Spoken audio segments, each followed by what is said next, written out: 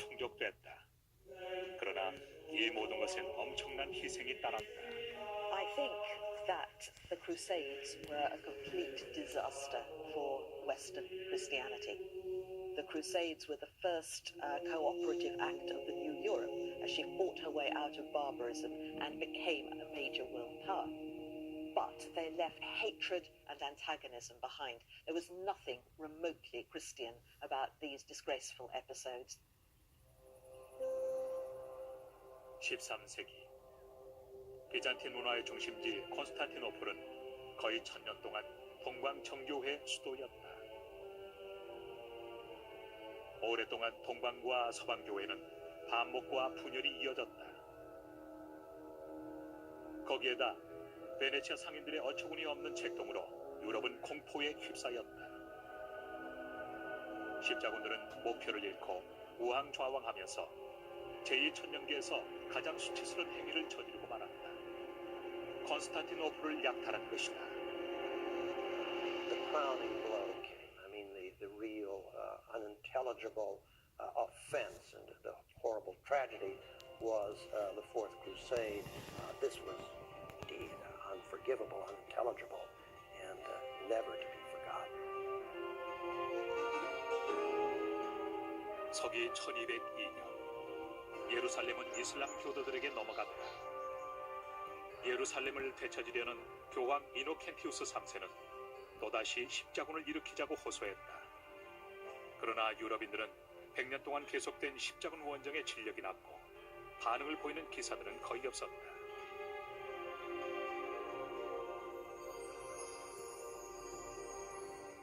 로마에서 640km 떨어진 곳에 사는 거의 눈이 먼 95의 늙은 상인이 다가오는 재앙을 재촉했다.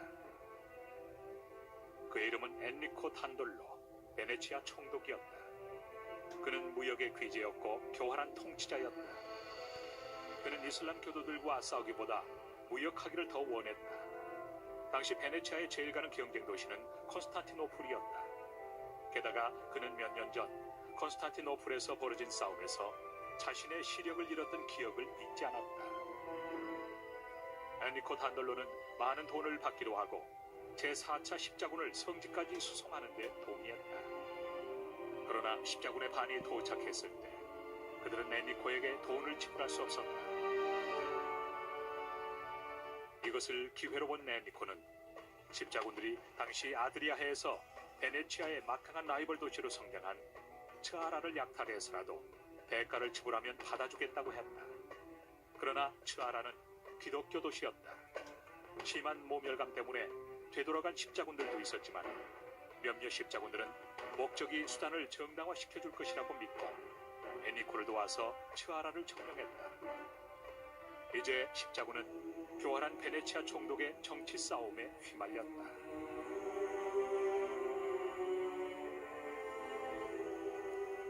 십자군은 기사 10,000명을 대주고 동방교회가 서방교회에 종속한다는 조건으로 폐위된 콘스탄티노플의 황제를 포기시켰다. 그러나 황제를 왕위에 복귀시켰을 때 황제는 더 이상 군대와 교회에 대한 영향력을 행사할 수 없었다. 콘스탄티노플에 사는 라이벌들을 없앨 기회라고 생각한 엔리코는 십자군에게 콘스탄티노플을 공격하라고 설득했다.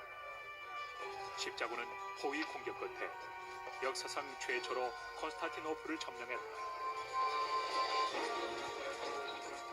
그들은 사흘 밤낮을 닥치는 대로 약탈하고 불태우고 여자들을 강간했다. 성직자들까지 가담해서 교회에 진열해둔 성물과 유물을 훔쳤다. 기사 제퍼리는 당시 상황을 이렇게 기록했다. 성찬대 위에 놓인 금과 은으로 된 식기를 비롯해서 보석, 금실과 은실로 짠 천, 실크, 모피까지 역사상 그 어떤 도시에서도 그렇게 많은 전리품들이 약탈된 적은 없었다. 동방의 수도가 약탈됐다는 소식이 알려지자 기독교 세계는 경악을 금치 못했다. 제4차 십자군을 소집했던 이노켄티우스 3세는 화가 나서 십자군들을 모두 파면시켰다. it's clear that the Pope, Innocent III, didn't have any idea this was going to happen, and he was devastated when it happened. 그럼에도 불구하고 그는 전체 교회를 통일시킨 위대한 교황으로 남고 싶었다. But very soon he became reconciled to the notion and he began thinking that this was a great act of God whereby now the whole church is together and so on and so on. konstantinople은 앞으로 60년 동안 점령 상태를 면치 못했다. 동방교회는 고대의 영광을 다시 찾을 수 없었다.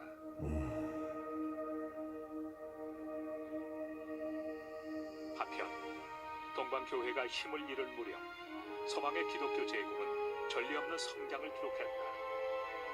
그러나 그러는 동안에도 기독교 세계는 계몽과 암흑 사이에서 끊임없는 갈등을 겪었고 자유롭게 기독교 사상이 발전하면서 기독교의 새로운 적인 이단이 등장했다.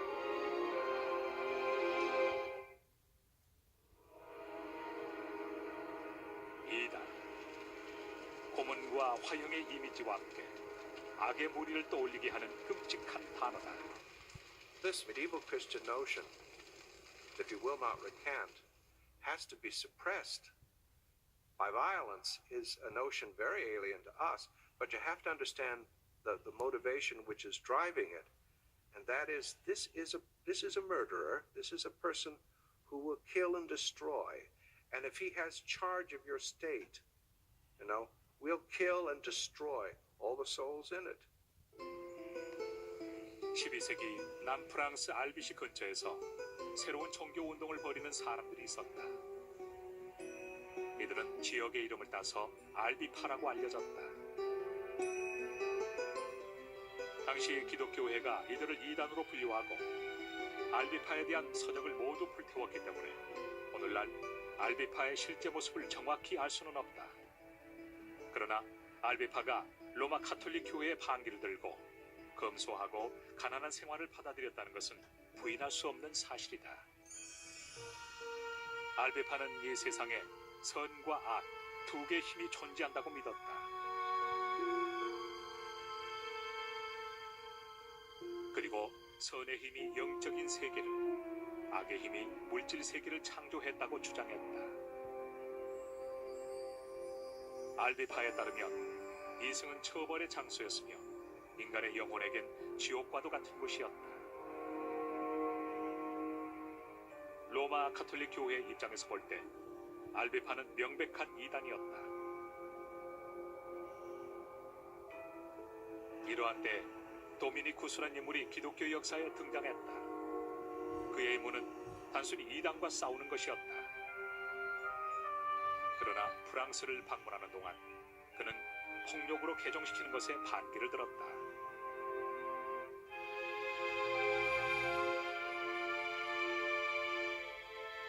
고향인 스페인으로 돌아온 그는 시골을 돌아다니며 설교를 하는 탁발 수도회를 창설했다. 그들의 임무는 영혼의 구원을 위해 싸우는 것이었다. 그들은 가난하게 살면서 설교와 교육에 전념했고 폭력의 사용을 금하고 논쟁을 통해서 이단과 싸웠다. 당시 설교단이라고 불렸던 이들은 오늘날 도미니크 수도회로 알려졌다. 도미니쿠스가 교단 설립인가를 받기 위해 로마 교황 호노리오 3세를 찾아갔을 때의 일이다.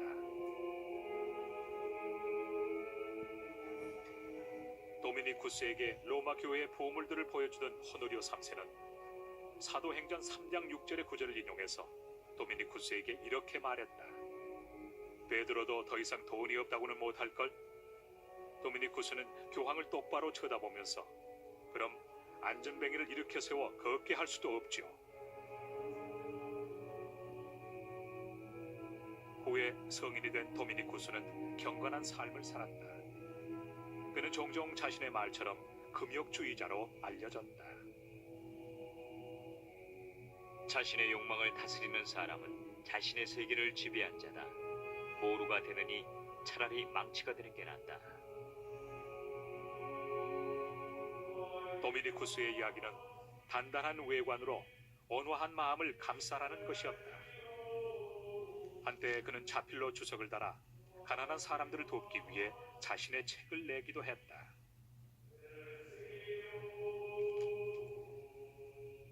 또한 이슬람 교도들에게 빼앗긴 스페인을 해방시키는 데 필요한 자금을 마련하기 위해 애썼다.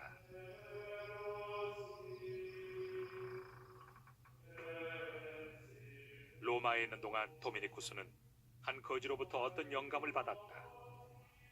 그 거지는 도미니쿠스처럼 기독교 신앙의 발전에 크게 기여한 인물이었다. 다음날 그 거지를 만난 도미니쿠스는 거지를 껴안고 이렇게 말했다. 당신은 내 친구이니 나와 함께 합시다. 우리가 이렇게 손을 잡으면 이 세상에 우리를 물리칠 자가 없을 것이요. 그 거지는 바로 성 프란체스코였다. Francis is, in my view, the purest example of that wild idea of just dropping what you have and just go out in the wilderness, follow Christ, preach the gospel. Very simple, very straightforward, very crazy, very endearing. 부유한 상인의 아들로 태어난 그는 안락한 인생을 거부하고 가난한 생활을 택했다. 부자들만이 신의 영광을 찬미한다고 믿어지던 시절에 이것은 분명 혁명적인 행위였다. 그러나 많은 사람들이 사회의 주류를 포기하고 검소한 삶을 찾았지만 신도들을 거느리고 교단을 창설할 정도의 카리스마를 가진 사람은 극히 드물었다. Well, the story is told that Francis went to see Pope Innocent III. Now, you have to realize Innocent III was the most powerful pope that has ever lived. I mean, he had Europe in his hand. And here comes this man dressed in rags, asking that he wants to found a new order. And the story goes that the Pope told him, "You smell like a pig. Go and live among them." 성 프란체스코는 교황의 말대로 했다. And St. Francis went and found himself a pigsty and sort of rolled in it for a while, and suddenly came back and asked for another audience with the Pope. He said, "Holy Father, I have done as you commanded. Now would you please do as I beg?" And Innocent was so moved that the order began. 아이러니컬하게도 교단은 프란체스코와는 거리가 먼 것이었다. 당시 수도원 문화에서 수도사들은 규칙을 엄격하게 지켰고 틀에 박힌 생활을 고수했다. 프란체스코는 조직 생활과는 거리가 멀었고 교단의 강령조차 마련하지 못했다. 그가 했던 유일한 일은 앉아서 마음속으로 기도하는 것뿐이었다. 주여, 저를 평화의 도구로 써주소서. 미움이 있는 곳에 사랑을 뿌리게 하소서.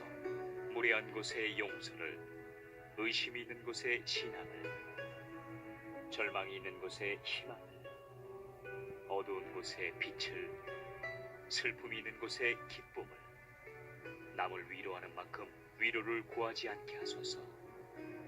남을 이해하는 만큼 이해를 구하지 않게 하소서. 남을 사랑하는 만큼 사랑을 구하지 않게 하소서. 아시시의 성 프란체스코. 세상을 등지고 기도에만 천념하던 다른 수도회와는 달리 프란체스코 수도회나 도미니크 수도회는 가난한 사람들을 돌보며 복음을 전했다.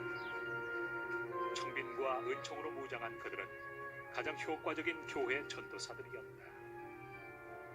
당시 여성들도 자신의 신앙을 표현할 수 있는 새로운 혁신적인 방법을 찾았다.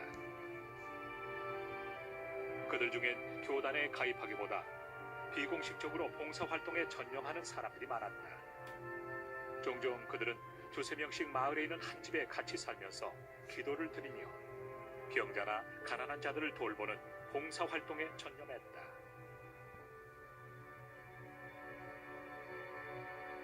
Women could shed their femaleness by becoming nuns and by becoming